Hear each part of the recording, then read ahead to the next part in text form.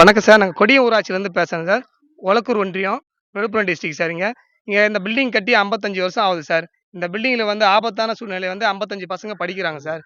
அவங்களோட எதிர்காலத்த கேள்விக்குறியான்னு சொல்லிட்டு நாங்க பலமுறை சம்பந்தப்பட்ட அதிகாரிகிட்ட நாங்க மனு குடுத்தோம் சார். இதுவரைக்கும் எந்த நடவடிக்கையுமே எடுக்கல சார். நாங்க இன்னைக்கு ஆல்டேஷன் ஒர்க் பண்றோம் அப்படின்னு சொல்லிட்டு பண்றாங்க. எங்களுக்கு ஆல்டேஷன் ஒர்க்லாம் வேண்டாம். எங்களுக்கு புது பில்டிங் தான் வேணும்னு சொல்லிட்டு நாங்க சொல்றோம். பெத்தவங்களும் அதே தான் சார் சொல்றாங்க. எங்களுக்கு புது பில்டிங் குடுத்தா மட்டும் தான் நாங்க உள்ள அனுப்புவோம் பிள்ளைங்கள.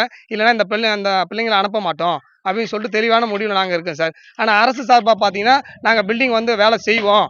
ஆனா நாங்க தொடர்ந்து நீங்க எது எப்படி வந்தாலும் சரிதான். நாங்க இந்த ஆல்டேஷன் ஒர்க் தான் செய்வோம். உங்களுக்கு புது பில்டிங் தரமாட்டோம்.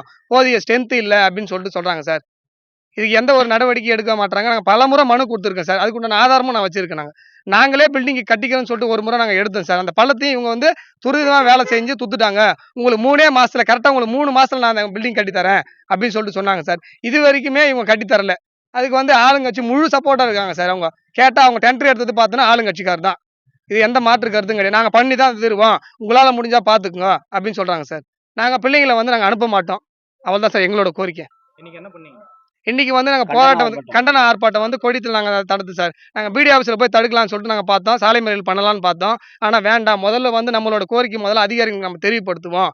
அமைதியான முறையில அப்படின்னு சொல்லிட்டு நாங்க கேட்டோம். அதனால முன்னாள் மாணவர்கள், பெற்றோர்கள், ஊர் கிராம பொதுமக்கள், இளைஞர்கள் எல்லாம் ஒண்ணு சேர்ந்து தான் சார் இதுல அனைத்து கட்சிக்காரங்க எல்லாமே ஒண்ணு சேர்ந்து தான் போராடிட்டு இருக்கோம். ஆனா அப்படி இருந்து இவங்க யாருமே செவி சாய்க்கல சார்.